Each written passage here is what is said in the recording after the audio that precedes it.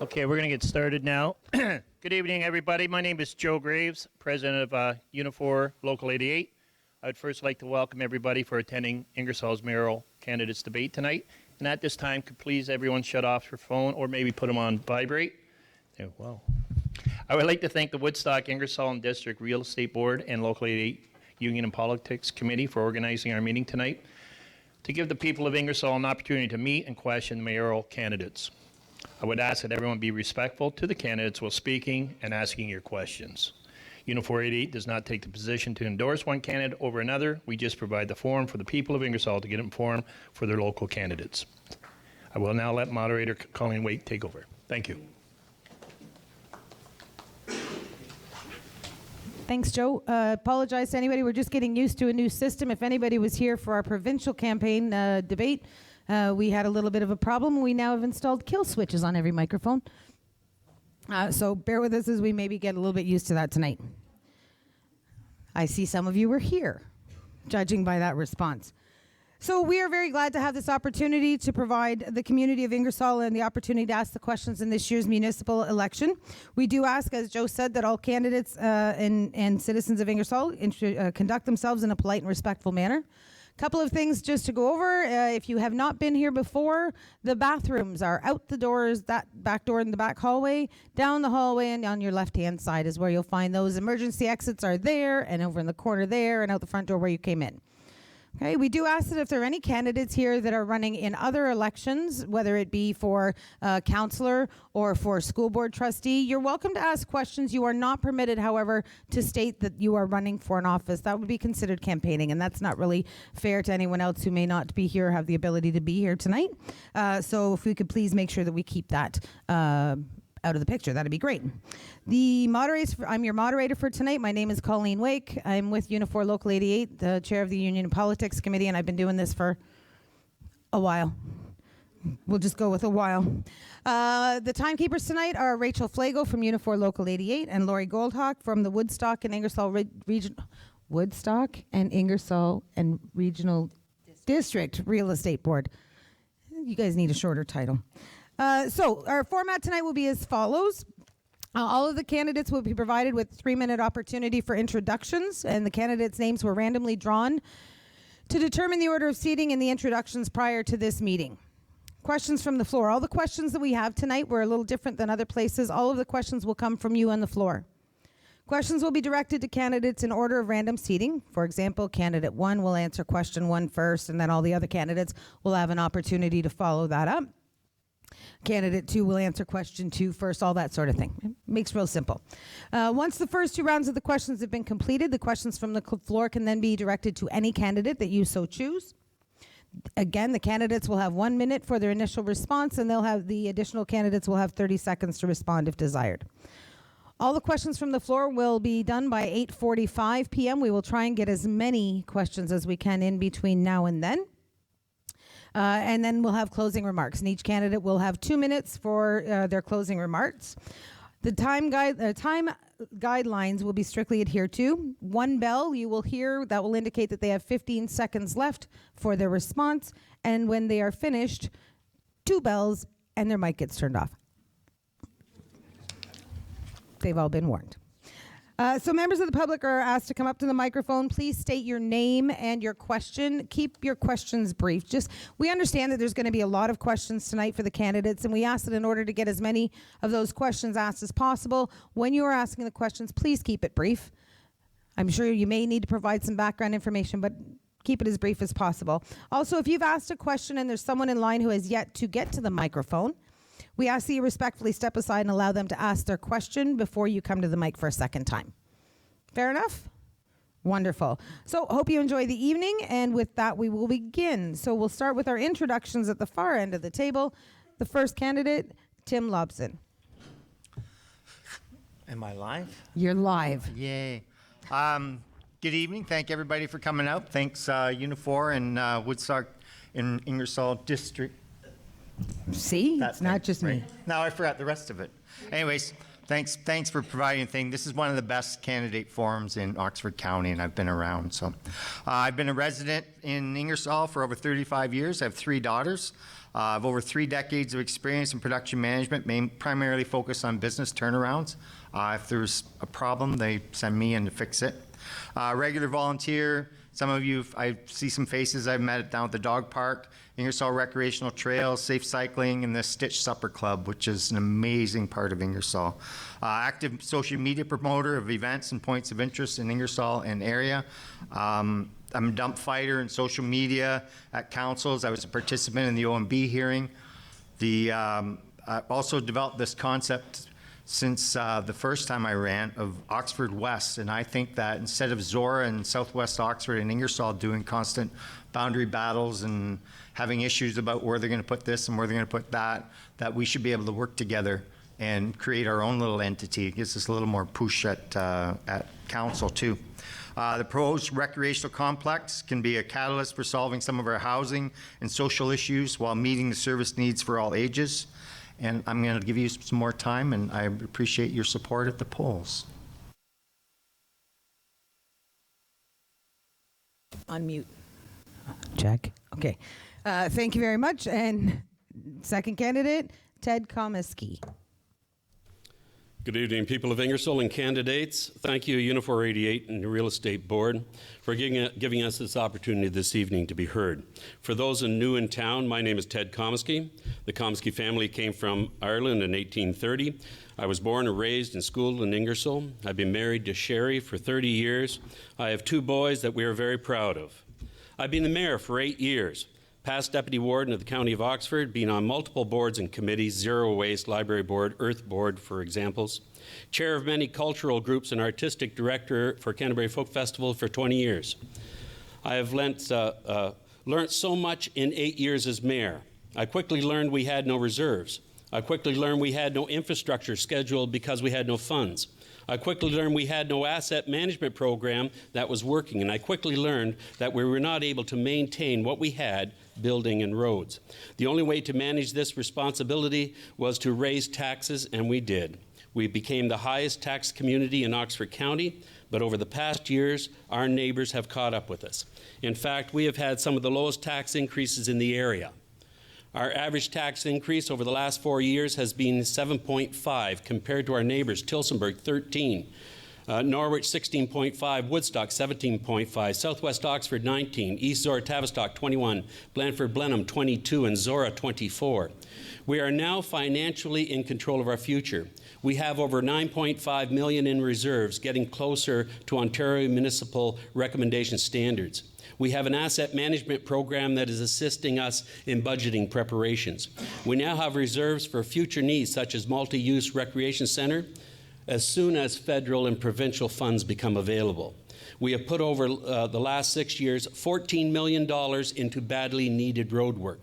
The only borrowing we have done in 4 years is LED lighting, which has saved us thousands of dollars every year. When I became mayor, I joined the Mayor's Coalition to lower police costs, and we were successful. The results were the lowering of our OPP costs by over $200,000 a year.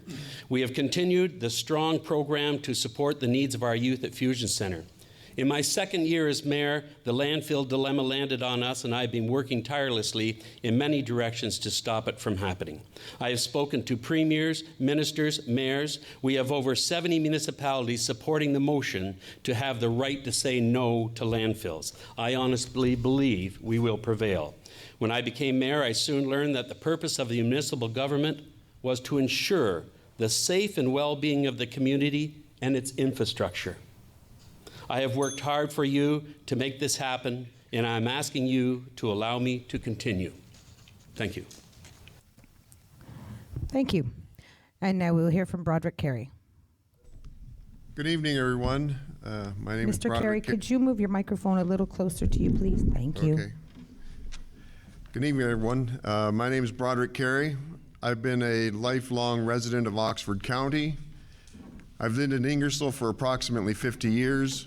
My family was here, my parents, Don and Verda Carey, brothers and sisters, Brian, Brad, myself, Broderick, and Bart and Deb, which was always interesting when the kids challenged mom and got her upset. She always had to run through all the B's before she got to the right one. So, but I have 3 children, 4 grandchildren. My family lives here in town. I went to Tempsford Public School briefly, and then VMS and IDCI where I graduated. Upon graduation, I got hired at a factory in Woodstock, and shortly after entering there, I became involved in representing the people of that plant for 22 years as plant chair and over 28 years on the bargaining committee, representing them on such things that are important to everyday working people, which is health and safety, which is pensions, which is contract language, which is many things that involve everyday working life. From there, I also realized it is important that you just can't be active in a workplace because so many things outside the workplace impact on us on such things of legislation on how we respond in workplaces. So I became involved then at the Oxford Regional Labor Council for over 30 years, 22 as the president.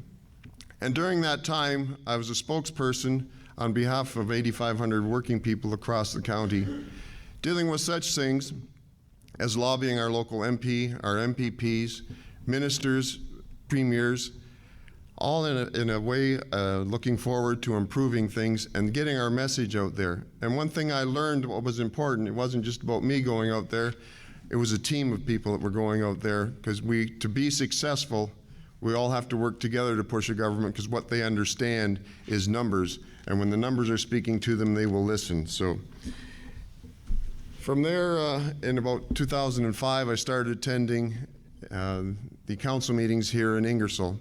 I was a regular attendee to many of the meetings over the years. I ran in 2006, 2010, 2014, and again this year. I have a deep interest in this community. I want to work hard for you and work on your behalf as well. And with that, I'm like everyone else in this community, deeply committed for the pushback to stop the dump. I look forward to working with everybody to do that. I have much more to say. I look forward to, as well, the boundary changes in the future, where that's headed, as well as the multi-facility that they're talking. I gotta say, I really like this kill switch thing. It's a whole lot of fun. Believe it or not. And now Mr. Holborough. Good evening. My name's Paul Holbrook, and I'm running for mayor for the town of Ingersoll. I've had 16 years of experience on council, 8 years as mayor, 2 as deputy mayor, 6 years as council, and the last term was 4 years as warden of the county. Over those 16 years, there's been many accomplishments with many members of council and staff. For example, Ingersoll Street Extension, Fusion Youth Center, Conestoga College, splash pad at Victoria Park, boundary adjustment. We've worked with local industry to ensure their commitment to Ingersoll. I was part of a group that lobbied higher levels of government to get some money for the auto industry, and we were fortunate enough to get $250 million for CAMI. And also the development of Savannah Business Park. But tonight is not about the past, it's about the future. And we need to ensure Ingersoll's prosperity through progress. We have many challenges before us to deal with in order to succeed. One of those being the Walker landfill site. I know there's been a lot of work that has been done, but the fight is nowhere near done. I will continue to work with community partners to ensure the landfill is stopped, and we send a strong message to the province and Walker Industries. Ingersoll and Oxford County is not a willing host. In order for Ingersoll to prosper, we need to be more aggressive and diversify in our industrial mix. A prime location for that is the south side of Clark Side Road, to create a service industrial park for small to medium industry. The success of this will tell people that Ingersoll is open for business. I believe we need to develop existing industrial sites before further boundary adjustment occurs. As mayor, I will encourage development in the downtown core and promote policies that encourage investors, both new and current. Ingersoll has had some of the highest taxes in the area. There's been strong residential growth, but as I said before, we need to increase the growth in commercial and industrial sectors to help offset high residential taxes, and also ensure Ingersoll residents are getting the best services at the best cost. As mayor, I'm committed to moving forward with the multi-use recreation center, and council needs to look at all the needs for all ages within our community. The Fusion Youth Center is an integral in offering programs for the youth of Ingersoll. I will work with the youth, town council, and staff to maintain further developed partnerships. Ingersoll Senior Center is growing each and every year. It is important for the town of Ingersoll to be involved in order to help facilitate its growth. If you want a mayor to build consensus within the community so that Ingersoll can prosper and grow, I'd appreciate your support. Thank you. Thank you very much. And finally, Mr. Fred Freeman. Good evening, everyone, and thank you for coming. It's difficult to put 15 years of municipal politics in a 3-minute speech. I will begin by telling you that the 5 major issues I foresee as priorities for the next 4-year term are on my flyer, which was mailed out to each home in Ingersoll, plus I've been going door to door, and I have videos on my Facebook page at Fred Freeman Ingersoll. Please take the time to view them and contact me with any questions or comments. Those 5 issues are fighting against Walker and their proposed landfill, keeping future tax increases to a minimum while providing the town's wants and needs, boundary adjustment, a future recreation center, and my promise to do a better job in communicating with you. I love being your deputy mayor. I take the position very seriously. I am comfortable sitting and talking with anyone about our town. I have had the good fortune to meet with many ministers, MPs, mayors, councilors, deputy mayors, and more importantly with you, the citizens of Ingersoll. Everyone is equally important in my eyes and gets equal consideration.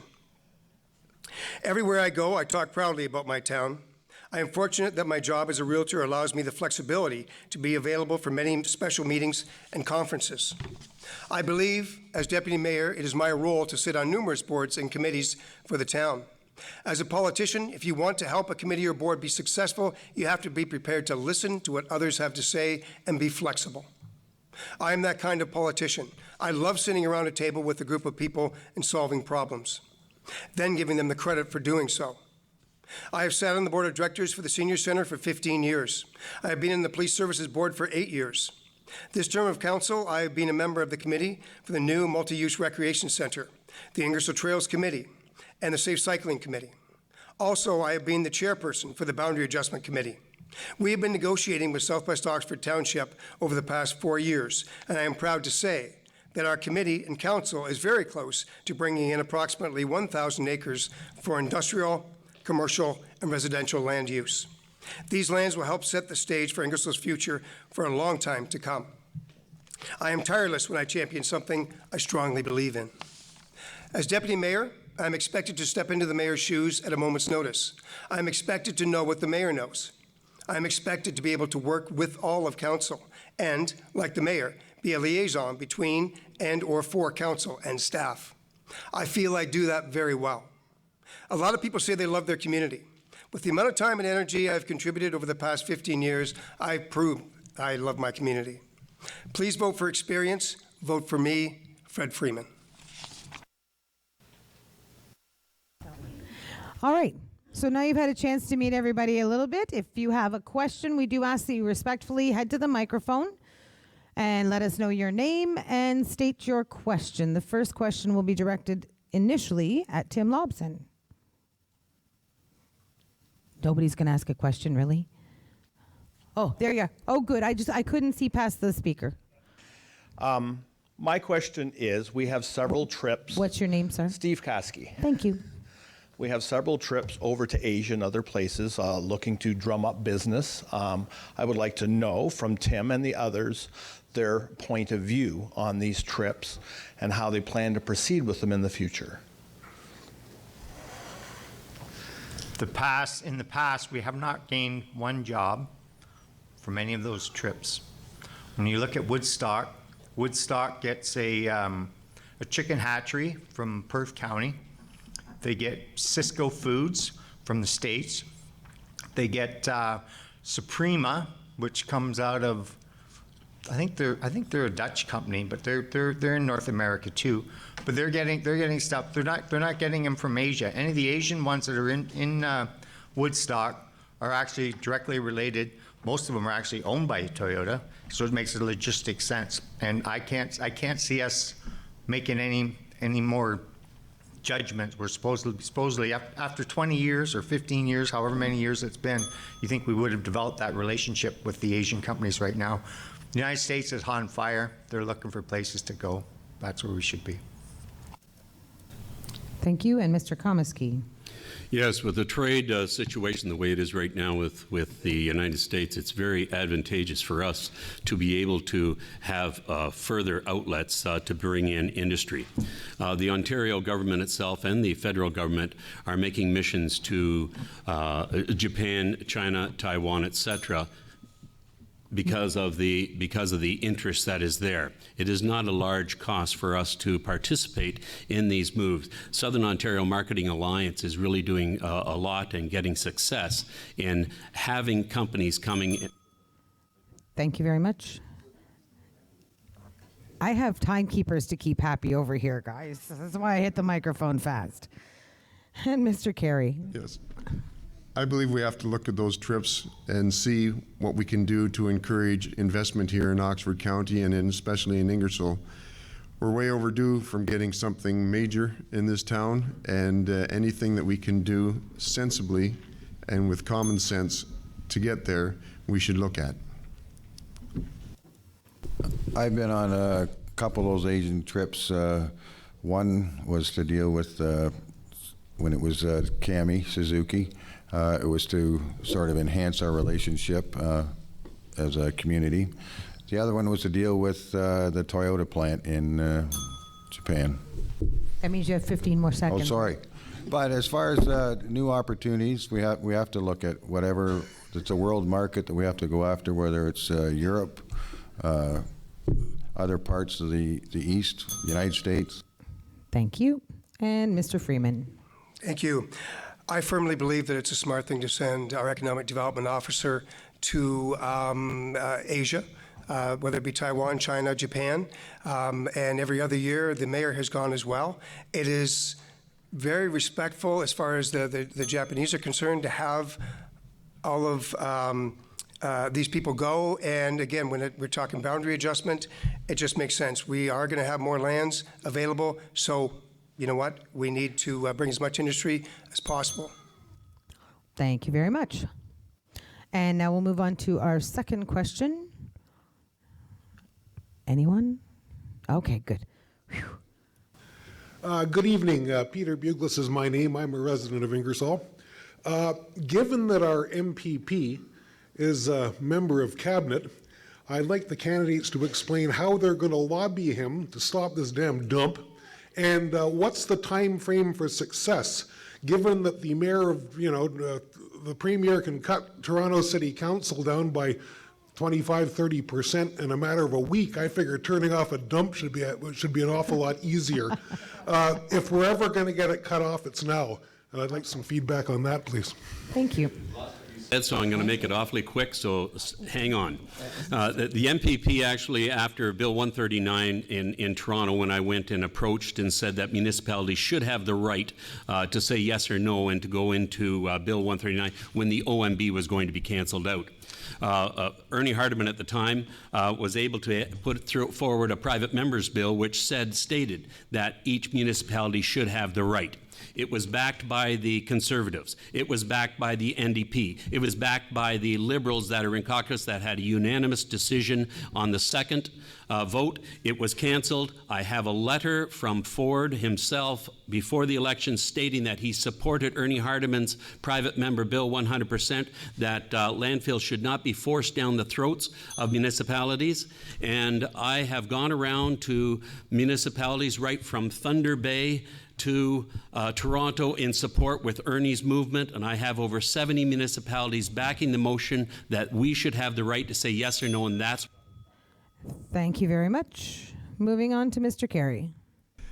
Well, I agree we're going to be in for some hard times with the Premier just based on what you have said. But we must never give up the fight. We got to continue to push, to lobby, do everything that Ted has talked about, because if you keep pushing, we can be and will be successful. We do not want this in our backyard. You have 15 more seconds. 15 more seconds. We do not want this in our backyard, and as a community and the communities around us, we got to pull all them in with us and continue to push and fight. It's about our water, it's about our air, it's about our future for our children and grandchildren. And Mr. Holborough. Yes, I agree. I mean, President Mayor certainly had a lot of efforts there. We need to continue to lobby the new provincial government. I think the Premier and his attitude towards the City of Toronto probably is advantageous to us at this point. So we should take advantage of that. Continue to pass resolutions for local municipalities of support and move forward, because no one in Oxford County that I've talked to wants this landfill here. Mr. Freeman. Thank you. Over the past 7 years since this was announced, I have been a thorn in Ernie's side along with our current council. And I have been to countless meetings in Ottawa and Toronto, chasing down the Minister of the Environment along with Ernie. And I was actually in Ottawa with the mayor and our CAO when Ernie, and we had the opportunity to meet with the new Minister of the Environment at that time and present our case to him. And Mr. Lobson. In 2012, when the landfill landed here, I said you had to take a three-prong approach, meaning a pitchfork. One of them was the legislation, which is what where we're at now 6 years later, trying to change the legislation. Two was to ban the importation of waste, which the Oxford County left us standing at the OMB hearing. And the other one was to make it very expensive for them to do that. They have to build their own sewage plant. So that's what I've done, and I will continue to do that. Thank you. Excellent second round of questions. Just before we move on to the third question, a reminder to the candidates. One bell will ding at when you have 15 seconds left. You have 15 seconds left to sum up. If you hear the two bells, that's when I'm turning your mic off. Okay? Fair enough. Hello. Hi. Geez, sorry. Sorry. Hello, my name is Cindy Walker, and I guess my question is sort of outside of the political spectrum. I just hear a lot of people up there tonight talking about how they love their community and have grown here and become part of it. Tell me, aside from I wanna find out what you volunteer, what you give back, or anything like that. And if you're currently on council, omit anything that you are part of, like a board of, say, the Alexandra Hospital. Omit those, just so we can see a spectrum across what you actually contribute to the community outside of your politics. That's an excellent question. We're going to start with Mr. Broderick Carey. Okay, thanks for the question. Over the years, I've volunteered on the United Way of Oxford, on their board for a number of years. I was a member of the board for Women's Resource Center in Woodstock, as well the Cancer Relay for Life. I volunteered here in Ingersoll for a number, I believe 10 years there. There's a number of things, it's trying to remember them all, right? There was a homeless thing that I was involved with, but unfortunately my job changed and had to give that up. But I mean, that's something that's very important and near and dear to me as well. It's just anything that is socially responsible. I look forward to working with groups to build the community and also help people that need it. Thank you. And Mr. Holborough. In the past, I've been a member of the Big Brothers Big Sisters board, past president of Ingersoll District Curling Club, continued a membership there throughout the years. Perfect. No, you got 15 seconds, right? Again, I mean, I was involved in many committees on council, but you don't want to hear about those, so. You know, I thought it was going to be real easy. You guys have all been on this table before. Bell scares us. Mr. Freeman. Okay, currently I sit on the Woodstock, Ingersoll and District Real Estate Board Public Relations Committee and the Political Action Committee. I am also a 28-year charter member of the Rotary Club of Ingersoll. I am a member of King Hiram Lodge number 37. I am a mentor with Big Brothers Big Sisters for the past 15 years. I've been on the board of directors for Playgrounds, Playwright Playgrounds. I currently sit on the board of directors for the Children's Aid Society, and I sit on their Finance and Property Committee, and some more. Thank you. Mr. Lobson? I'll just talk about two of them. The Ingersoll Dog Park was one of the restarters of that project, and we had a very good taskmaster to make sure it all come about, and that's been quite a bit of pride. Stitch Supper Club, I tell you, I mean, there's 100 angels at least in this town, and I just love working with them. Thank you. And Mr. Komisky? Well, I've worked with ITOPA. In fact, I'll put in a plug for October 13th and 14th. We'll be singing down there to help them raise the roof to support on it. I've been a canvasser for heart and stroke, and certainly for cancer for the last 15 years. I sing in churches around for free. I sing at nursing homes. I am the founder, artistic director, and chairperson for Canterbury Folk Festival for the last 20 years. I'm a Rotarian, so I support in any way I possibly can to make Ingersoll a little better in every possible way. Thank you. Okay. Anybody else at the microphone? I can't see through the speakers, so I apologize. Good evening, Howard DeJohn. We've got 5 quality candidates up there. I want to thank all of you. I have a serious question concerning the landfill and our MP's previous launch of a bill. Since Doug Ford has come into power in Ontario, he's managed to pull back many statements, and there's a wide... And I got Sorry. you cranked all the way to the top, believe it or not. Okay, I'll stand closer. All right. There we go. There's a wide-held fear that Doug Ford will renege on that promise. Now, Ernie has already indicated that as agricultural minister, he's not able to put that bill forward again himself. What is the plan to get that bill reintroduced? There's a fear that it will be reintroduced, but ganged together with 6 or 8 other things that could make it unpassable. The other parties are also very in favor of Ernie's passed bill. If we can get them to be pressurized into actually launching Ernie's bill in advance so that it's not ganged together with 6 other items and able to be trounced. So Is any work being done on that regard? So the first person that we will go to for this is Paul Holborough. Well, Howard, I've been around Queen's Park with Mr. Hardiman. He's been there a long time. He knows a lot of people. He knows how to get into different parties and the staff. I'm confident that Mr. Hardiman will certainly find some way to bring that bill forward, hopefully on an individual basis, so it doesn't get mishmashed altogether.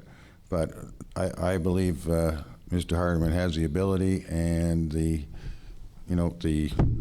confidence of the Premier himself to move that forward, and he certainly has been there a long time and knows a lot of people and can get that moving forward.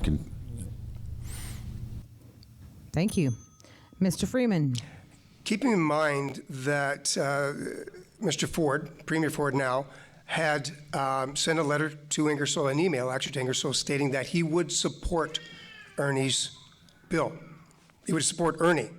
Now, fast forward, since then, we, again, as I said before, in Ottawa, we had the opportunity to sit with the Ministry of the Environment and with Ernie, and it still ultimately is going to be up to the minister. But I truly believe that with the caucus that is sitting there today, with Ernie there pressing, I believe, I'm very... Thank you. Oh, don't you hate that? Mr. Lobson. I don't think Ernie will abandon us. The one thing that I'd like to do is to make sure that we have, for the minister that makes that decision, he needs to know that if we're going to cancel this landfill, he's being told that we need 16 more landfills. He needs to know that we don't need 16 more landfills, and I'm the fervent belief that we don't need any more new ones. Thank you. Mr. Komisky. Certainly, we are at the mercy of the government. I've spoken with Minister Phillips, who is the Minister of Environment, and showed him our concerns. I think the pressure that we're putting on right now from the other municipalities coming saying we have the right, that is going to help push that. And I agree with you. The NDP should be bringing forward a private member's bill stating the same. 15 more Just seconds. stating the same, and actually it would get support of the NDP, it would get support of certainly the Liberals, and most of, how can Ernie and some of them turn it down when it was the same motion? And last but not least, Mr. Carey. Okay. I agree, Howard. It's concerning, but we got to keep the pressure on provincial government and especially Ernie to keep pushing that forward. But I agree with Ted. We should be going and talking to the opposition parties and getting it put forward and continue the push with them as well. So, okay. Just a reminder to the candidates, you can keep talking. I'm just going to shut your mic off when you're done. All right? So you don't really need to worry about the bells. It's just kind of a nice early warning system. Just saying. Come ahead. Yeah, I'd like to speak about the issue with a lot of illegal activity that's happening along our watercourses. And I've notified the town, and I had 2 meetings. The first meeting was about concrete slabs being dumped into the watercourse at the back of my property. It measured 4.5 to 5 feet high, 27 feet in length. It's a major eyesore. It's also an obstruction, a damming of the watercourse. I had a meeting about that. I was told to contact the conservation authorities, which I did. Then the second meeting I had with the town was with regards to the relocation of the watercourse off of its natural course, which is under the official plan. And I haven't been able to get any information with regards to a follow-up on that. And what's your question tonight, sir? Yeah, no, the question is that are we going to be doing anything about getting a drainage superintendent to oversee this, opposed to being referred on a consistent basis to the Upper Thames Conservation Authorities, because we don't have a drainage superintendent, we don't have any oversight, and we're told that this is a private drain and the town is not going to get involved in this, and it's the sole responsibility of somebody that has more expertise. All right. Let's give him an opportunity to answer. Mr. Freeman. Okay, thank you. Again, that's a tough one. Upper Thames River Conservation Authority, of course, we have a member of our council who sits on that. But if Upper Thames is saying that they can't do anything, they can't help you because your drain, I think that it's your drain, is private. I don't know how. I'm actually a little confused with that, because I thought that everything that went into the Thames River and or tributaries would affect Upper Thames. Again, I know that they have been involved with woodlots before that have no water near them. So I'm quite surprised that they would tell you, sir, that they have no authority over this private drain. So what can, I guess basically again, the town of Ingersoll, I can say that I would help to advocate for you, be more than happy to do that, but really I would be passing it on to our member of council who sits on the board of directors, and perhaps he can move it forward for you in some manner.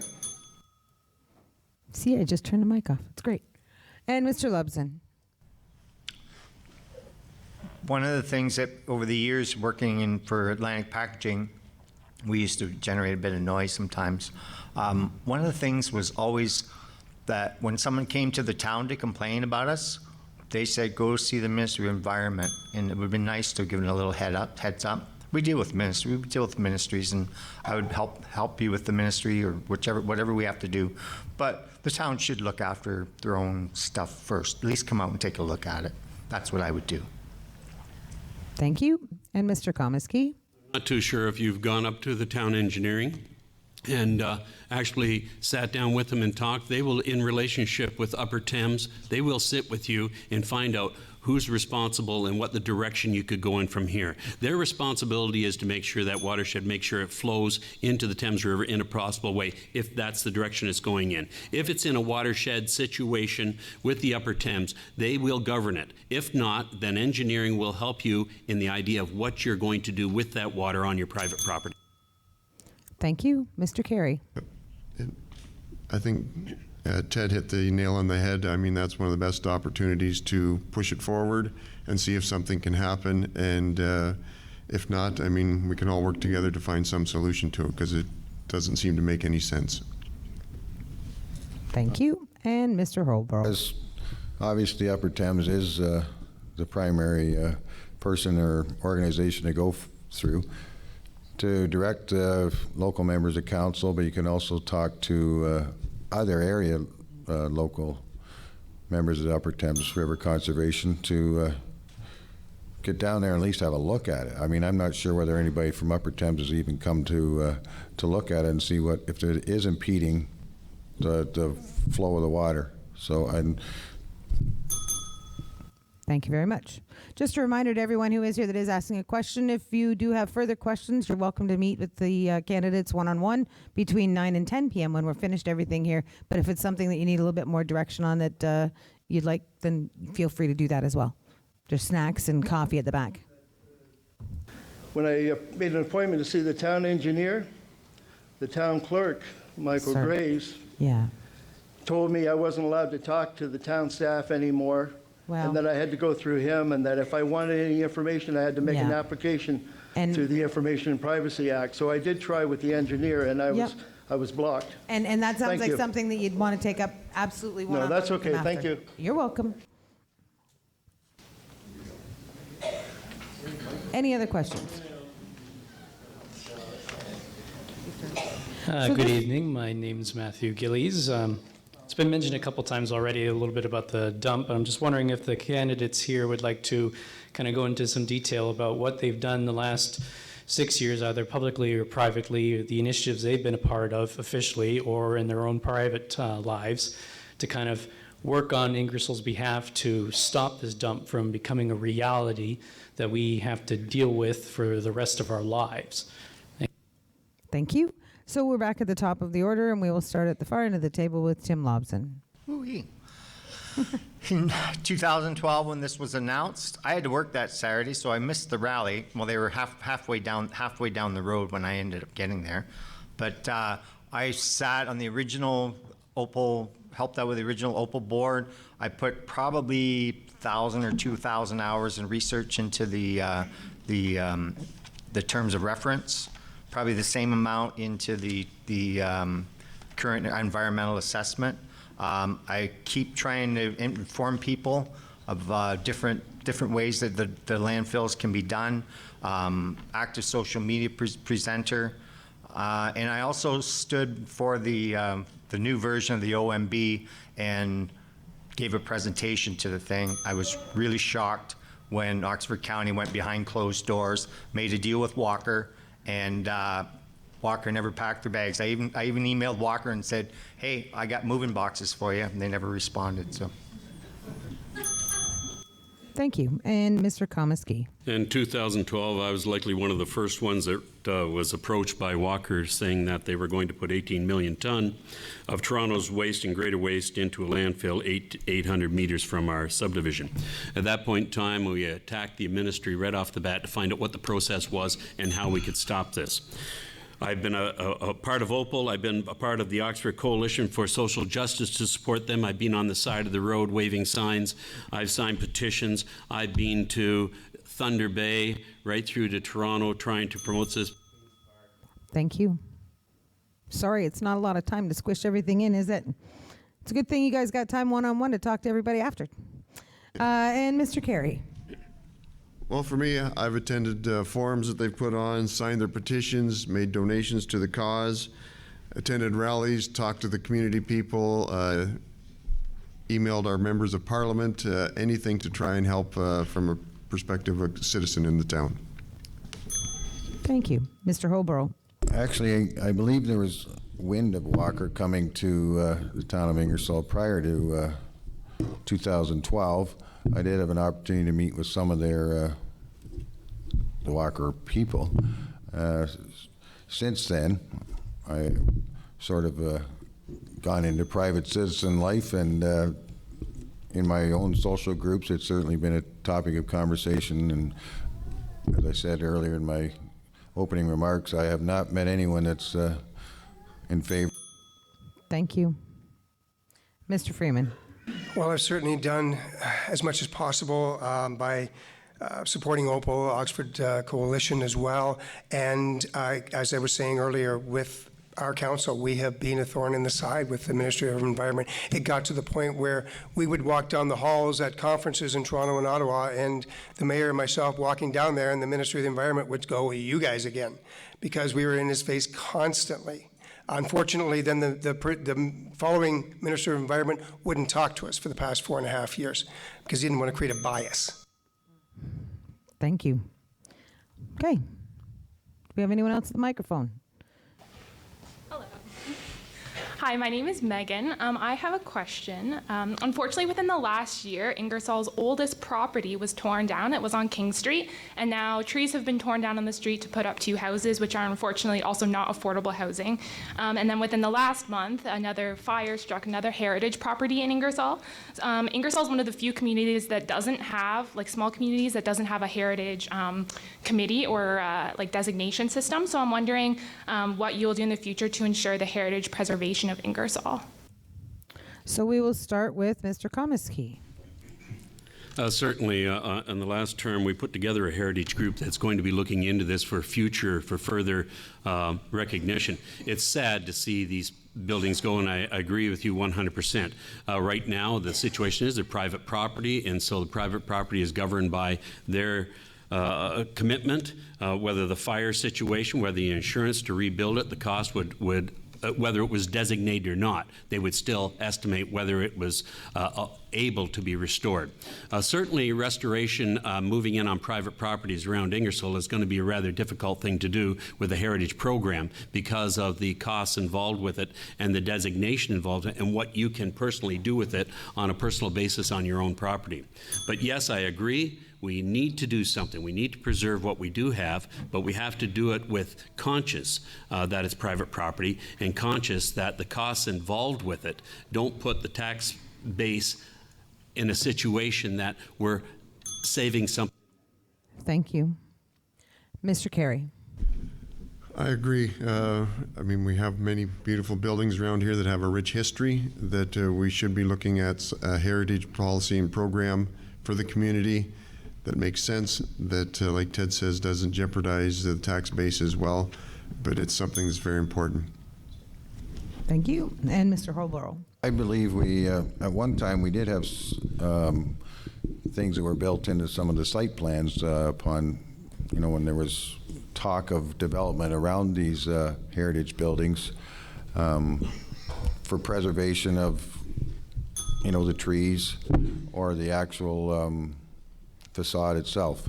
There was a facade improvement program to try and improve some of these heritage buildings in place a number of years ago, and it was actually very hard to. Thank you.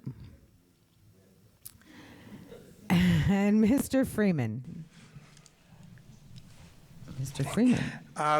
When you create a heritage program, you have to be very careful because you could make it detrimental to the community itself. You could make it where a lot of the property owners can't afford to fix their buildings.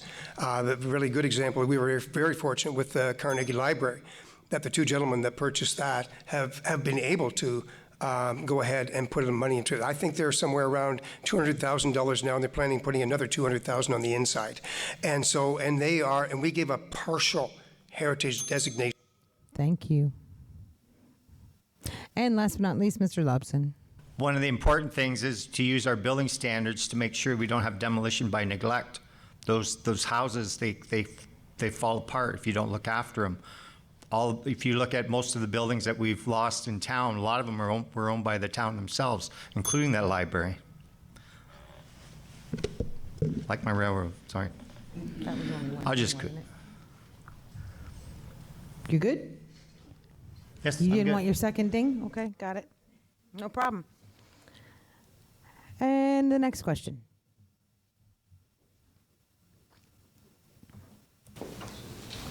I have to lower it.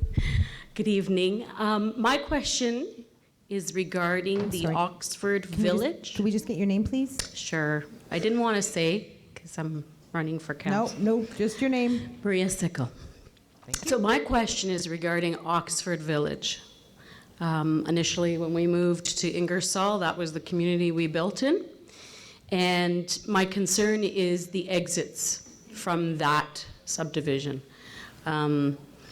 We had been in that subdivision for 6 years. We've now moved back downtown, but I have many friends that live in that area, and it's still very much a concern. 2 examples that I can come up with is October 31st, Halloween. It seems that everyone is drawn to that subdivision to trick or treat for some reason, and you cannot get in once everybody's in there.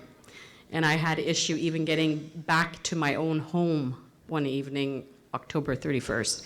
The other issue was there was a fire on Harris Street, and it happened on a Sunday morning as I was leaving for church, and I could not get out of the subdivision. So I wanted to know, because based on conversations that we had had with Oscar from Gatto Homes and the developer, there seems to be an issue with who's accountable for building this roadway. And so I want to understand, when will this next roadway, especially from the back end of the subdivision, once you get off to Fuller and into Winders Trail, there's no way to exit. So Okay, thank you. So we'll start off with Mr. Carey. Good question. I remember being at some council meetings over the years, and there was concerns raised about the additional exit. And a lot of the problem, I understood at the time, was the developer needed to get in there and develop the road and have the access ways. And that was an ongoing issue at the time. I'm not familiar with anything else that's happens in the meantime, but that's one of these stumbling blocks or roadblocks with it, on how do we get that through when the developer that owns the land isn't developing it at this time. Thank you. And Mr. Holbrook. I was in that subdivision about 2-3 weeks ago and heard that concern a lot of times. The understanding that I've got is that Walker Road is supposed to extend out to David Street, and I was a member of council when the original Oxford Village, or the front part of Oxford Village, and then there was some changing of developers, and it got somewhat convoluted between the town and developers, and we still don't really have a solution. We just need to move forward. Thank you. Mr. Freeman. I wish I had a minute. Okay, Walker Road Extension, that property is owned by Klondike Homes, Paul Florica, and he has submitted a plan, site plan this summer for 3 developments in that subdivision, and one of them is Walker Road, and it will have 60 townhouses and also a multi-story building. Also, the new boundary adjustment will bring in lands that we can connect to Clark Road, which will give another egress or ingress. Thank you. And Mr. Lobson. There is an opportunity to extend a gravel section to out Walker Road, go through the town park, so that you would have safety issues. That was denied. Sifton did the same thing, and they were allowed to do that. So we have to make sure, when we have a problem with the developer, we have to be the solution, and we have to work with them to do that. I don't think we do that well enough. Thank you. Mr. Komisky. Any gravel roads that we put in there for temporary would not support the fire department. We know that, and that is why it doesn't go through. The other thing is that Paul Florica has been told and has been brought forward the fact that he cannot build any more houses in the area until the road from Walker goes up to David. And that's the...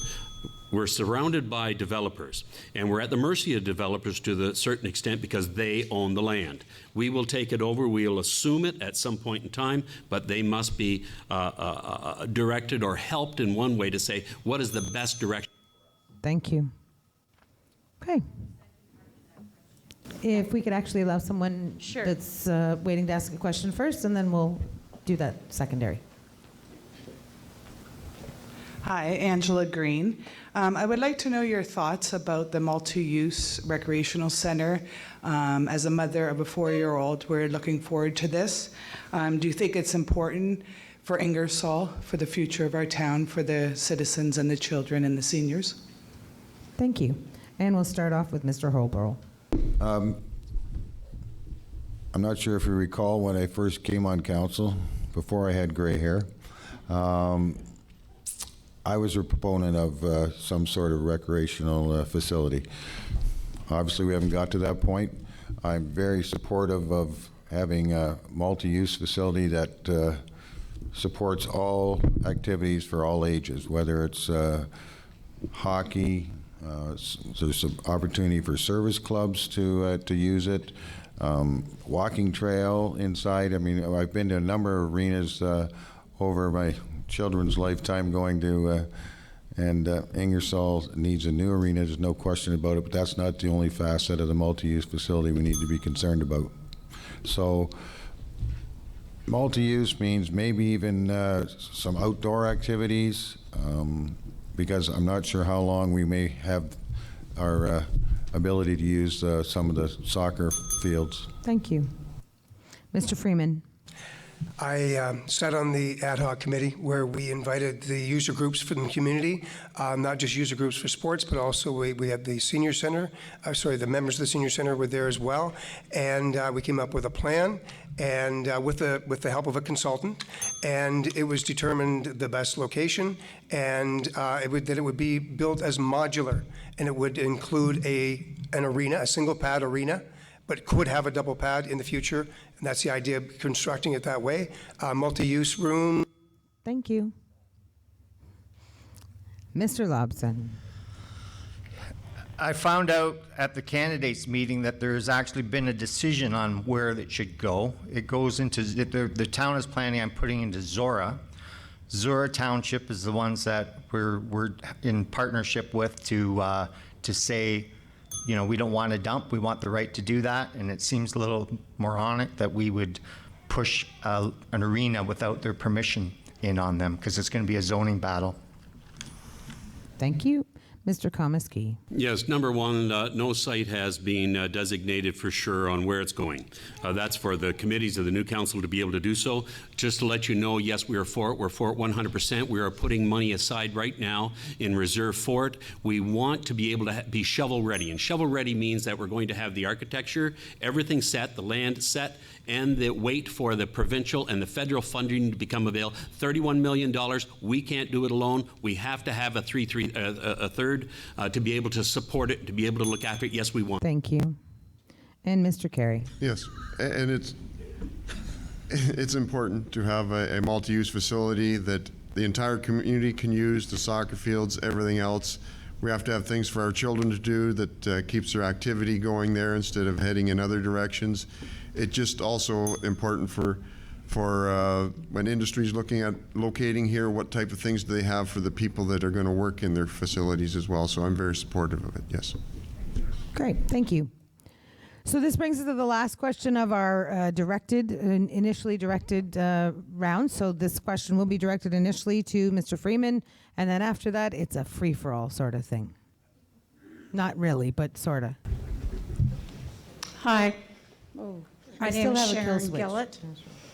I would like to know from each of you folks what is holding up affordable housing in Ingersoll. Why can't we have some? Okay, so we'll start off with Mr. Freeman. Okay, thank you for the question. Affordable housing has been difficult to come by in the town of Ingersoll for a very long time.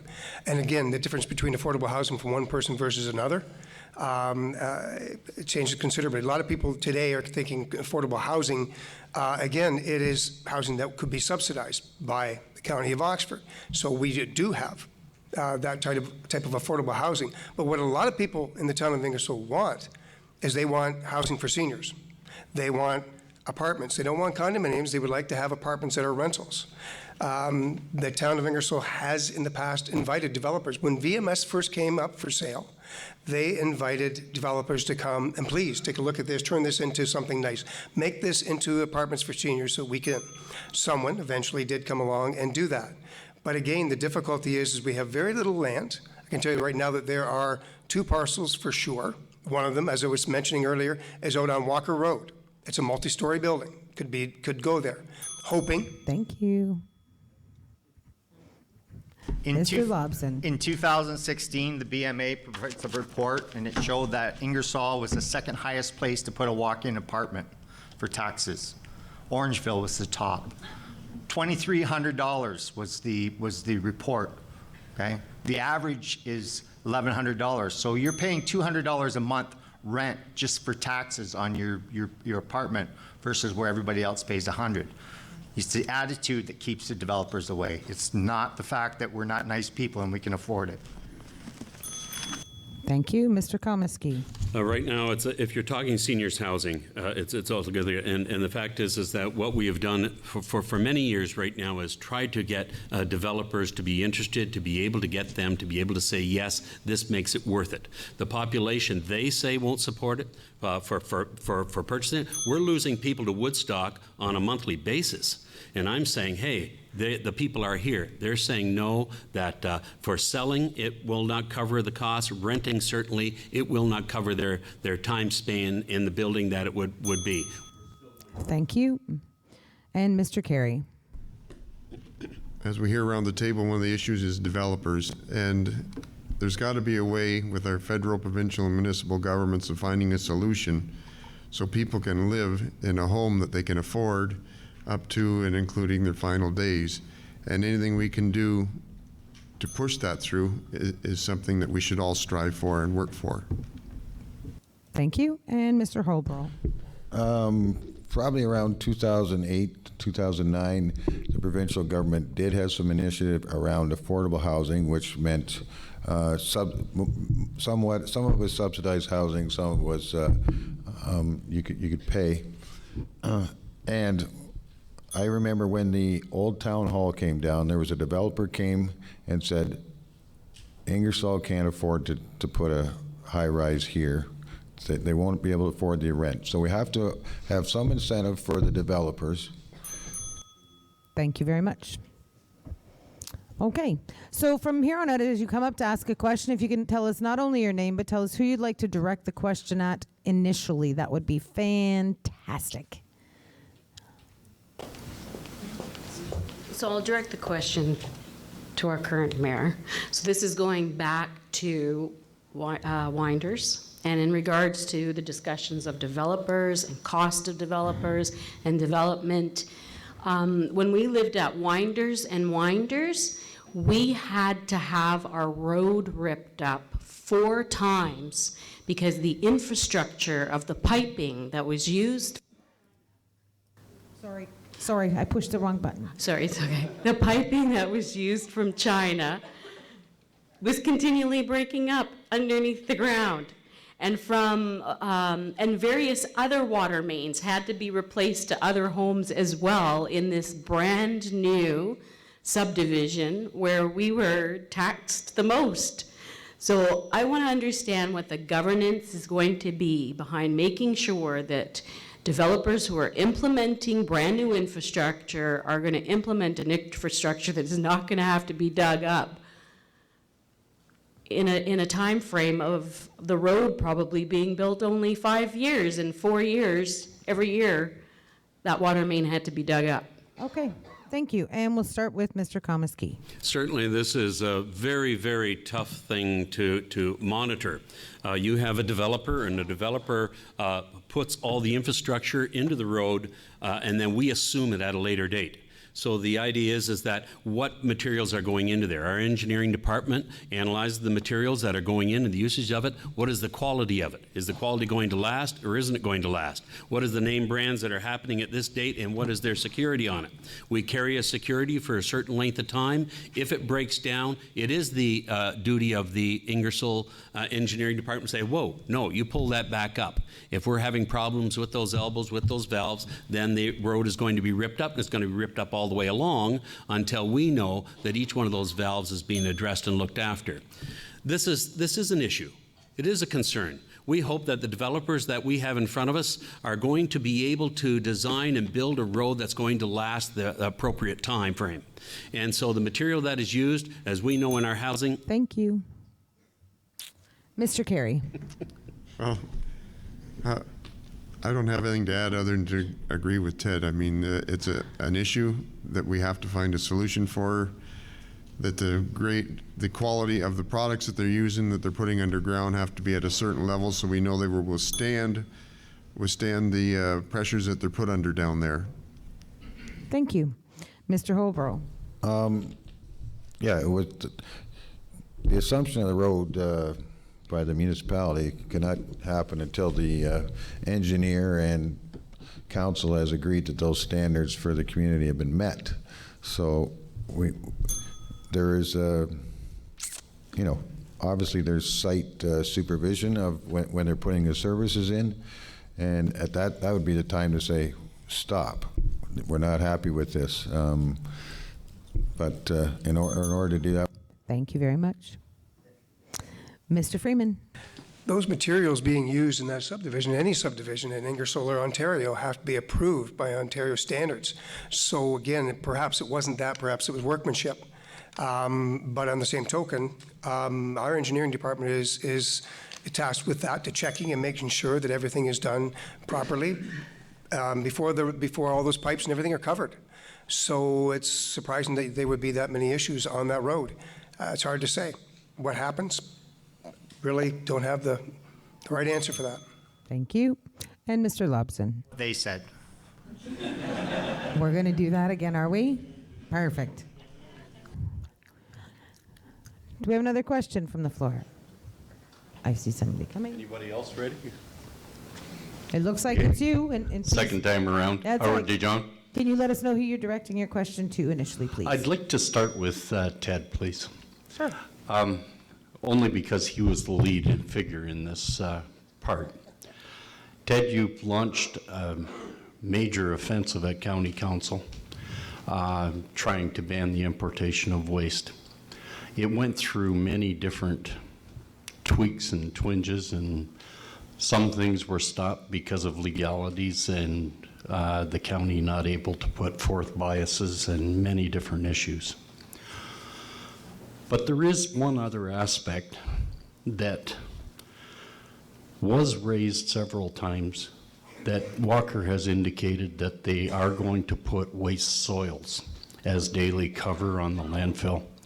And they're being imported from brownfield soil sites, previous gas stations, factories that can't live anywhere else, but apparently they're okay to come to Oxford County. It's been requested why we don't have a ban on contaminated soils coming into Oxford County. Apparently that doesn't have bias problems. Other communities have it. I'd like to see whoever our mayor is launch that and make sure it goes through, so that that major source of income no longer applies to Walker Industries. So what would your question be tonight?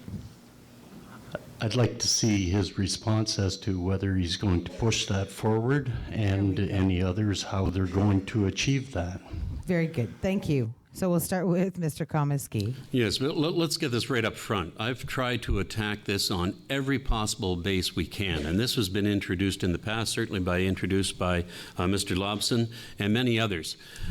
Soil transportation, if this goes through, no longer does the municipality have control on it, but the provincial government.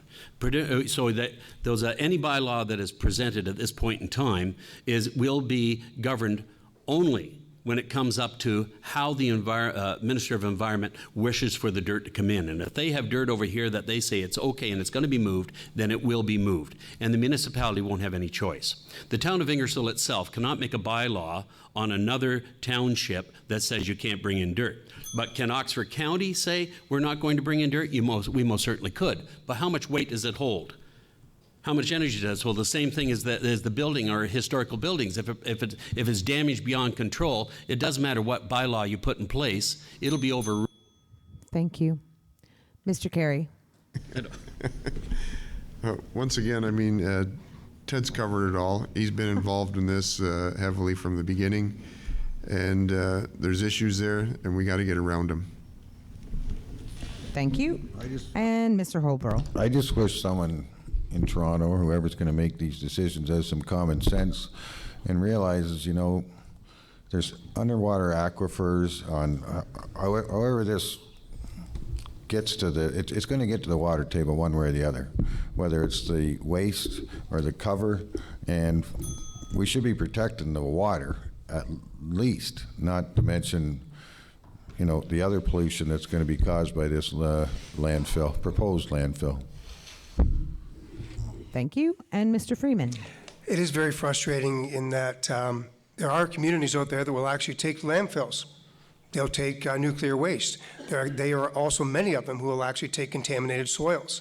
So again, I don't know why the province is allowing more opportunities, more for these contaminated soils to be brought into more communities. It really isn't needed. There's enough of them out there. If they are out there and they want those soils, then let them have them. Don't bring them to Oxford. We really shouldn't have them. But again, it's very frustrating when... Thank you. And Mr. Lobson. The difficulty with trying to get the excess soil banned in Oxford County was actually the rurals wanted to do it to fill their gravel pits. Ingersoll could pass its own bylaw. It doesn't really affect us that much, right? But it's the rurals, they look at that. They believe that all their soil is clean. And anybody that's moving excess soil between a county, you might as well consider that to be as toxic as possible. But there is a process that landfills are actually the preferred location for excess soils now. Thank you. Do we have any other questions? Oh, good. I can see them. Hang on for just a second. Let me turn your mic on. Okay, since we're talking about water, I have kind of a question because I know the county has told us over and over. Can you just tell me who you're directing it to first? We'll start it with Tim. Doesn't matter. We've been told by the county over and over that our water here is fine. It may not taste right, but chemically it's fine and won't hurt us. I would like to know how many of you people on the panel here have either bottled water, water filtration, or some kind of reverse osmosis, any kind of water treatment in your home. And we will start with Mr. Lobson. I get my water from my neighbor. It's cheaper that way, so. No, I don't have a filtration system. My daughter moved to Chatham-Kent. They get their water from Lake Erie. Beautiful water. That's what I used to drink before I come here. She says, Dad, the water has no taste down here. So we need to map out where the worst places are. It depends on the well it is coming out of. Depends on whether you're at the butt end of Nelson Street. That's what we have to attack. So. Thank you. And Mr. Komisky. Actually, the last refrigerator I bought came with a water filter. But I do drink our tap water. I do have this twitch now, but other than that, it's not too bad. No, actually, where we are, we're blessed, I guess. The water isn't too bad in the situation where we are up on Innis Street. But I do understand. I was involved with the whole dirty pipe issue here a few years ago in the northeast quadrant, where we had to ream the lines and recover them to be. Thank you, Mr. Carey. I drink the tap water, no problems at all. The only thing we do have the reverse osmosis filtering system for our kettles when we boil the water. But other than that, it's straight out of the tap, and I drink it down. So. Thank you. And Mr. Holbrook? I generally drink it out of the tap because I'm too cheap to pay $1.50 for a bottle of water. And I've grown up with the Ingersoll water. Certainly it's changed over the years. I know the county puts in ultraviolet systems within the wells to try and control some of the contaminants. We've always heard it smells bad some days with the chlorine in there. But yeah, there's 14 wells in Ingersoll, and they don't use all. Thank you. Mr. Freeman? I have a water softener, and that's because of the calcium chloride. Of course, there's so much calcium in our water, so many people do. I drink the tap water, but I certainly won't make coffee with it because of the calcium. And what happens after it goes through the water softener. So I have the big jugs for my coffee, and I drink a lot of coffee. But I have no problems in brushing my teeth and drinking the tap water. I know my wife does all the time. And she even drinks the coffee without the... Thank you. Now we all want to know without the what? All right. Next question, and if you could tell us who you're directing it to initially, please. We'll just start with Tim. My name's Michelle. So it's no secret that Oxford County has suffered from a youth suicide epidemic over the last several years. I'm wondering what resources will you be able to offer to help bring this epidemic to an end? Okay, so we'll start with Tim Lobson. Oh, boy. That's a heartstring. 2010, when I ran the last time, I ran into a couple of ladies that were starting up mental health first aid. And it's my goal, if I become mayor, that Ingersoll will have the most trained people per capita in mental health first aid, not only to recognize issues, but to help people through them. That's my goal.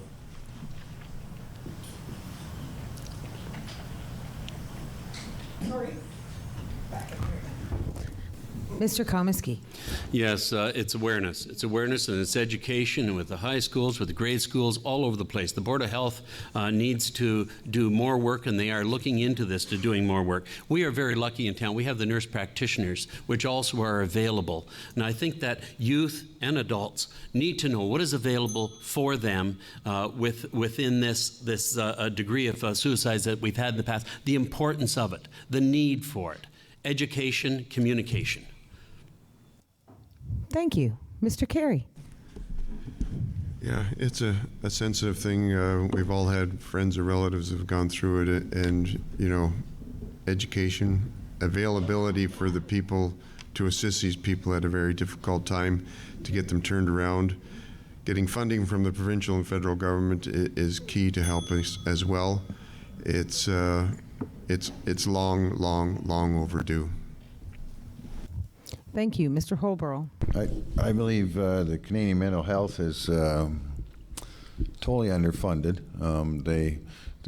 They always seem to be short on programs, not because they don't want to be involved with the programs, but I think that we need to certainly talk to the provincial and federal governments that we need more money in this area to certainly to stop what's going on, and not only in the communities in Oxford County, but throughout all of Canada, and determine what some of the causes are. There's a lot of stress on people. And thank you. And last but not least, Mr. Freeman. Thank you. CMA is definitely underfunded, and we need possibly more awareness in our schools where the teachers are in contact with our youth. And definitely the crisis lines, I think, are busier over the past few years in Oxford than they've ever been. And it is very sad and it's very frustrating that we have to hear about this going on. But again, I don't have the answer, but I think, again, a big part of it always is funding. So perhaps we need to push our efforts that way. Thank you. Okay, do we have one more question? Yeah, just one comment, really. Can I have you speak directly into the microphone so that all of our candidates can hear? Okay. Thank you. And who would you like to direct it at first, sir? Pardon? And who would you like it directed to? Well, to everybody. We'll I would pick just one. like to comment, first of all, on the water problem that we were talking about. Frankly, I've found the best tasting water is filtered through a brewery. But anyway.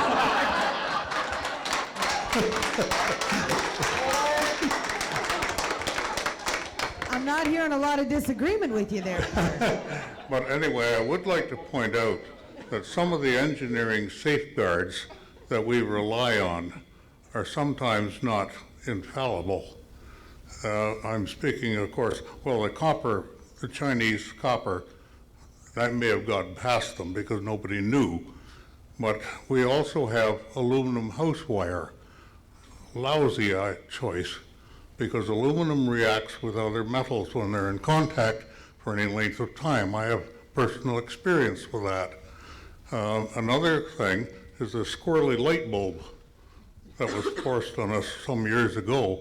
The thing is full of mercury, and it's landing in the landfill sites by the zillions every day. So we have to be vigilant about all this stuff, no matter who tells us it's safe to use. That's the comment that I want to make here. Don't trust completely what you hear. Always take it with a grain of salt sometimes. Okay? Oh, no question. Okay. Thank you. Turn that down real quick. That's okay. Nick's back there. He'll fix it. Speaking of beer, I think we're going to have one after this. Gentlemen, I'm glad you're on this side of the fence this time. My name's Dave Sickle. I'm the other half of the Happy Hobbit crew there of the Sickles. My question will be directed to Paul, and then I'd like to see follow-up. I'm going to shift gears. I'd like to know what your plan for economic prosperity and diversity is going to be for our region, and why it is that Woodstock seems to be winning all the commercial contracts down off the highway. Paul. Okay, so we'll start with Mr. Holborough. Thank you, David. Well, as I said in my opening remarks, we've had some industrial land bordering 401 for a long time with limited interest. I can tell you there was some interest when I was mayor, but we never did catch the big fish or a small fish or any fish for that matter. I'm sure every council since then has been actively trying to draw some attention to that property. But I think we need to diversify. I know we're in with the free trade, the auto industry is a concern. I think we need to diversify what industries we're going after. A lot of our industries here are supporting General Motors, and Woodstock has been successful in somewhat of the diversity. Thank you. It's hard when you got to get it all out in a minute, isn't it? I get it. If we can move on to Mr. Freeman. The city of Woodstock is booming, no doubt. The reason? They have land. Plain and simple, they have had so many tracts of land. And they've just acquired another 1,500 more in the boundary adjustment. Take a look at Tillsonburg. Tillsonburg has lost industry, but they have had so many empty buildings and large buildings that they have attracted a huge amount of new industry down there as well because they have the buildings. Ingersoll has no industrial land except our one parcel, 72 acres. That's it. That's all there is in this town. Thank you. Tim Lobson. Actually, we have some land behind the old Fruhoff plant too, so there's about 112, 114 acres. I stand corrected. One of the things that we need to do is the big elephant is CAMI. We need to look at how CAMI can stay in this place. How do we make it more efficient? Many of those the high efficient operations actually have the other factories, the suppliers build right on site. So it's off their line right onto the other line. And I think that's something to pursue. I don't believe we need a boundary adjustment. We can't even put a sign on 100 acres. Thank you. Mr. Komisky. Yes, the question was, why does Woodstock get more commercial than Ingersoll? And that is because of population. Population and the development by the 401. We sit here in Ingersoll and we say, okay, we can go buy men's clothing or whatever the status is in Woodstock within less than 10 minutes or 15 minutes. If we want to go to White Oaks, it's 20 minutes, 25 minutes into London. That's the difficulty we have, is the population to draw commercial at this point in time. We have to have our population grow. We need more land for more development, more residential, bring more people. That'll. Thank you. Mr. Carey. It's not an easy solution. The economic development officer, the town, and everybody else has to dig in and just do everything we can to encourage people to land here. But like Ted says, it's sometimes a trick. Just the population doesn't always welcome it, but we got to keep trying. And sooner or later, we will land the people here, the industry here, the commercial development here, so it will thrive as well. Thank you. So I'm starting to see a little bit of head bobbing going on out there. So I will invite one last question, and then if you wouldn't mind, we'll give these gentlemen more than the 2 minutes closing. We'll let them have 3 each, seeing as how they're also anxious to talk longer than a minute. If that's okay. Is that all right with everybody? All right. Yeah, my Last name is Thomas Fraser, and I'd like to stay on the ecosystem, the environmental impact that new development brings to the area. And I know that the property with behind me, they put in new lots as recently as 2011. And under the provincial policy statement 3.1, under hazardous land, because it is in a valley, it has a water course that runs along the embankment opposed to the regulated setback for the creek, and it's created a lot of erosion problems. As a matter of fact, we have the creek running along the embankment, along the toe. It's undermining trees. They're leaning over. And it's running directly into the embankment on the other end of the valley, directly into my property. And I'm watching chunks of the soil fall in, and it's a dark color. It's really a contaminant that's moving this debris along there. And your question then is? My question is what about the new development? Are more stringent policies going to be put into place, or is the special policy area to exempt the Planning Act going to continue to dominate the new development? Okay. So, and is there anyone in particular you'd like to direct that to first? I think all the candidates really have to be accountable for any Okay, development. then let's start in the middle of the table with Mr. Carey. That sounds good. Do it. Well, thanks, Ted. A lot of what we do as a municipality is governed by the provincial legislation, and we have to follow that. The only thing we can do at times is look at bylaws, look at things to influence things that way to protect our communities from environmental hazards. So that's kind of what I'm suggesting. Thank you. Mr. Holborough. Well, when there's a development that comes forward, there's site plan control that should, recognize some significant wetlands or protected areas. So I'm not sure where your property is located, but all new development has to come under that umbrella of site plan control, the zoning issues, and so on and so forth. So, thank you. Mr. Freeman. Thank you. Yeah, as mentioned, site plan control comes to place, and so you can't, the provincial policy statement and the county official plan have to be adhered to. And so, again, when site plans, when someone brings in a development, it is scrutinized by the county and the town engineers, and everything is taken into consideration, waterways, drainage, any potential wetlands. So again, if there's something that has an oversight, then it needs to be corrected or protected. Thank you. Mr. Lobson. I got a call from a developer who owns some property down in Jane Street. He'd like to put up some residential. The Upper Thames says no. He'd like to put up, what do you call those, storage units. Upper Thames says no.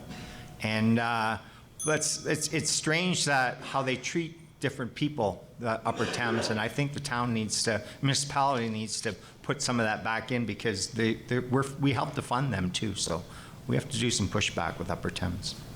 Thank you. And Mr. Komisky. There are so many guidelines right now that are on top of the developers, and whether it's Upper Thames or whether it's site plans or whether it's grading or whatever the status is that they must have under their control. Nature is a very important thing within our community today, that they must have the care to watch that the water that runs off doesn't take the soil. Water that runs off doesn't take the trees. They have to be monitored. They have to be watched. That's what the engineering department should be doing, will be doing, and to be able to make sure that things are proper. Thank you. Okay, that's the end of our question period. At this time, we will open give the microphone over to our candidates in the reverse order that they were introduced to you. So we'll be starting with Mr. Freeman, and you get 3 minutes, not just 2. Okay? Thank you for that, because my 2 minutes was really tight. So, 2 things I couldn't fit into the original 3-minute speech that I'm very proud of. First is the creation of the Safe Cycling Committee. I was at a conference in Toronto in February of 2012 when I first heard about the Share the Road program. I was able to convince council to create the Safe Cycling Committee. Thanks to the many members of this committee, we have achieved our bronze status, and many of our roads and streets are much safer for cyclists. The second is the creation of the Fusion Youth Center. I was instrumental in giving our youth a voice in this town, and something they asked for loud and clear was a youth center. So we created Fusion, a youth center that is second to none in this province and country. I look forward to watching Fusion and our young people evolve. In my opening speech, I discussed a lot about me, the politician. Now I want to tell you a little bit about the other Fred Freeman. I am happily married to my wife, Pat Frey. Between us, we have 5 amazing children and 7 beautiful and awesome grandchildren. I have been involved in the community since my kids were young, and they were into every sport imaginable. The first town committee I was involved in was a recreation committee back in the early 80s, and I've never looked back. I really enjoy giving back to the community I live in. I worked with that committee to create the park known as Smith Pond Park. I was on council when the Rotary Club wanted to help fund the creation of the pond that is there today. Speaking of Rotary, as I mentioned earlier, I am a 28-year charter member of the Rotary Club of Ingersoll. I am a proud Mason and member of King Hiram Lodge number 37. I have been a mentor with Big Brothers and Big Sisters for over 15 years. I have sat on the board of directors for Playwright Playgrounds, and I have helped with building 2 of their playgrounds. Also, I am a member of the board of directors for the Children's Aid Society of Oxford County, and I sit on their finance and property committee as well. Ladies and gentlemen, like I said earlier, I love my town. I give back to it as often as I can. Please vote for me, Fred Freeman, Deputy Mayor.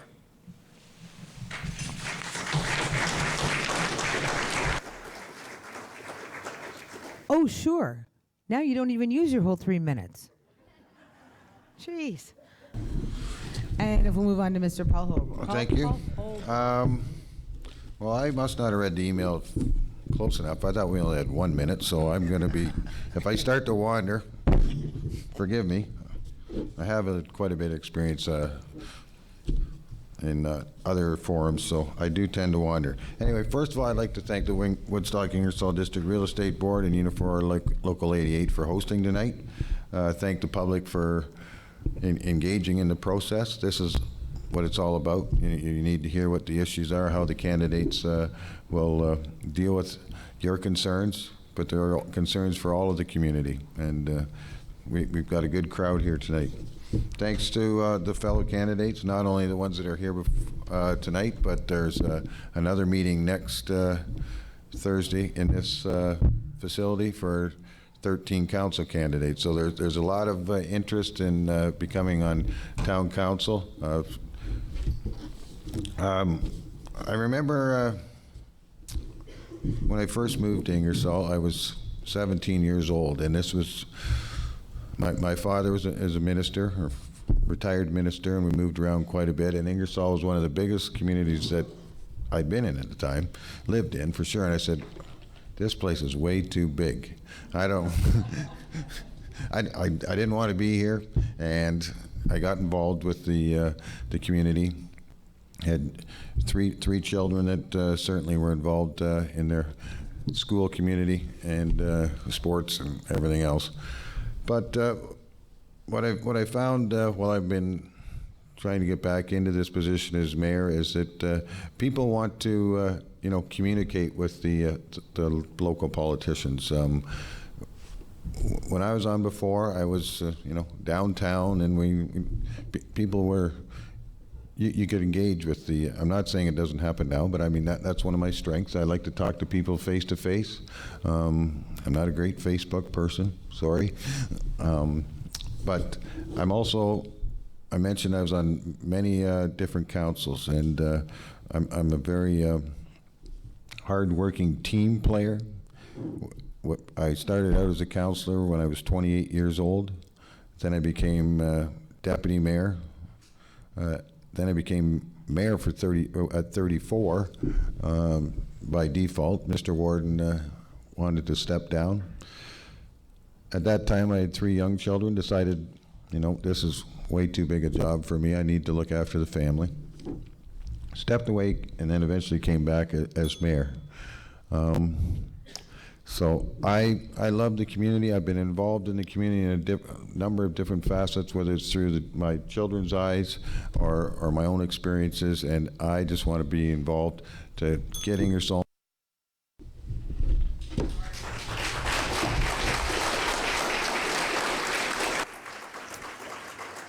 And Mr. Carey. Well, I too, like Paul, would like to thank Unifor and the Woodstock Ingersoll District Real Estate Board for hosting this tonight. It's important that we all get a chance to meet one another and interact on such important decisions going to be made. No level of government provides as much service as a municipal government, whether it's roads, water, snow removal, all the things that we deal with every day. You have your local politicians that you see regularly, like Paul talked about, whether you're at the grocery store, whether you're uptown, interacting with them in the kinds or concerns, or just everyday stuff that we all want to talk about. You have a decision to make on October 22nd on who you feel is the best to represent you, on who will have the strongest voice in fighting to protect us from this dump and landfill that we're all opposed to, and rightfully so. You also have to look at who has the most experience that can fit into those shoes. I've been around a long time, been in many issues, many problems, pulled people together to find solutions that work for those people, that work for the community. I would look forward to working with and for and on behalf of you if you give me that opportunity. On October 22nd, I respectfully request your support. Vote Broderick Carey, and thank you once again for coming out tonight.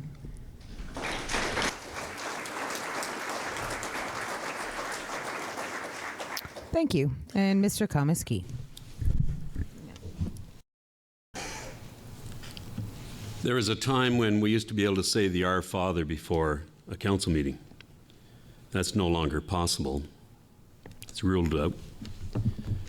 But before every council meeting, I do say we are blessed. We're blessed and we're lucky to be in Canada,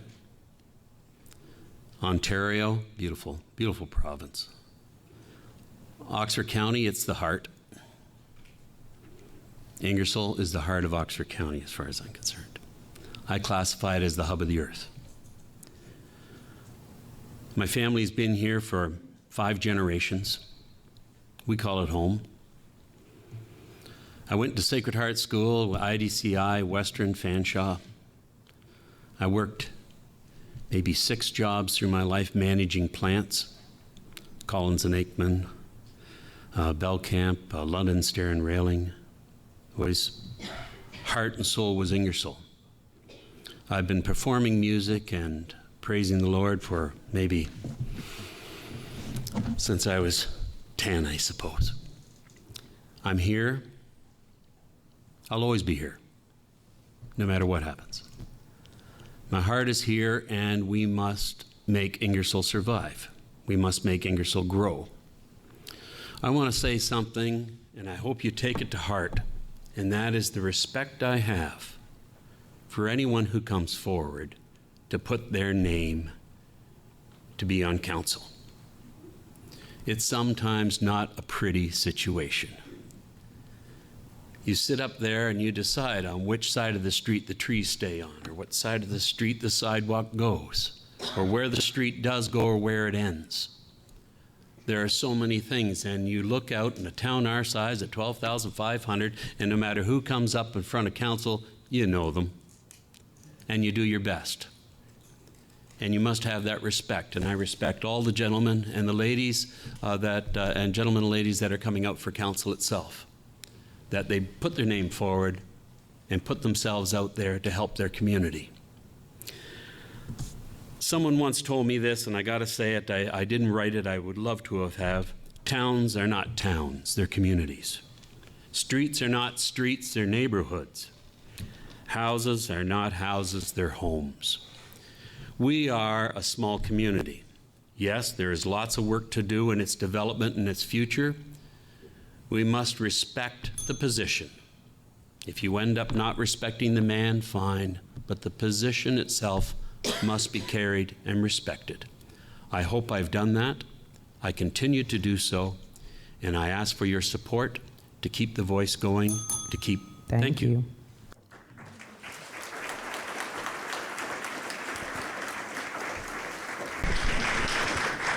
And Mr. Tim Lobson.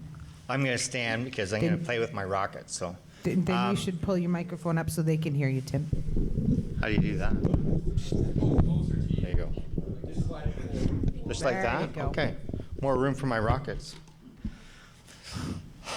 You probably don't have a more experienced crew here. I worked with Broderick when the free trade agreement before NAFTA was in. So I mean, we've all of us, all 5 of us have done something together. So that's rather interesting. One of the things, the way my brain works, is I like to sort of move things around and that. So you just let's take the multi-unit or multi-use recreation facility. Right now we have an arena down here. We have industrial land up here that needs to have a buffer between the residents and the industrial land. So let's put it up there. We have a Legion that's got a leaky roof. Let's see if they want to look after our the hall and have a bar up there. Wouldn't it be nice to watch a game and go and have a beer, right? We have soccer fields out here. Well, maybe we should put them up there too, because Cami might need that room for more suppliers. We can work at that. We have this arena down here. We got people that need places to live. Let's put them there. We have a dump that's onto you know, in Zora Township, right? Let's put 500 seniors homes right beside it. Walker will run away crazy because seniors have a lot more time to bother them every time, you know. So this is the way you do planning, and that's one of the problems that we've done over the last 20 years is we've planned everything in small circles, and you have to look at it as the big picture. That's where my brain sits. My brain is a big picture thinker. I want to see them grow. This is the way we can do it, and we can even self-fund it a lot. We'll get it quicker doing it this way than waiting for the next recession when the government starts bringing out their checkbooks. Appreciate your support at the polls, and let's make the next 4 years really, really cool.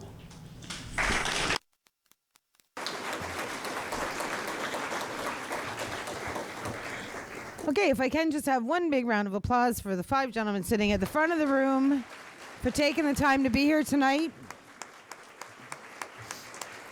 and answer questions for you. Just in closing, I would like to thank Local 88 for allowing us to use the hall here tonight to get everybody informed, and our partners as well, the Woodstock, Ingersoll and District Real Estate Board, for the snacks and refreshments at the back. It's been a great pleasure actually working with them over the years on these forums. We usually have a whole lot of fun. I'd like to thank our communications team for not only for setting up the system and for my kill switch, but for the live stream that they've been doing tonight. And hopefully that gets the information and your message out to a lot more folks out there. To Rogers Cable for coming in and televising the debate as well and recording this for us. It's always fantastic. I do want to send a big thank you to the candidates for participating. It's always, you always come in going, and you always come in having to remind everybody that the bell's only at 15 seconds. But you guys have been great, and this isn't the first time that I've been moderator for all of you at the front of the room. And I got to say, I enjoy it every time, whether I'm telling you to sit down and shush or not. It's great. And most importantly, I'd like to big thank you to everyone who came tonight to ask a question, to participate, to come out and make sure that you know what you're voting for when you get those ballots and before you put them in your mailbox. It's super important, and we really appreciate you coming out and making this a useful and an enjoyable event for everybody. So the candidates will be around for another hour and 15 minutes. Seeing as how we summed up a little early. So if you would like to talk to them more so they have more time than 30 seconds to answer, feel free to do that. And we'll be closing up the hall around 10 o'clock. So feel free to take your time and chat. Thank you.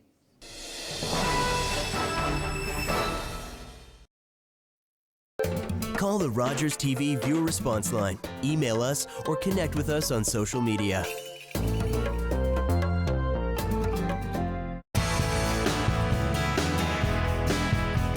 Hi, I'm Erica Humphrey, host of the Recovery Road on Rogers TV.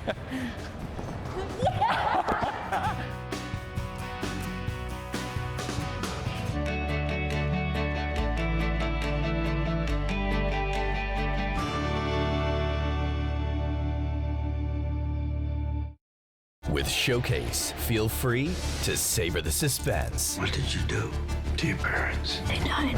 To binge the blockbusters. Let's go to war. I didn't think you've ever known a woman like me.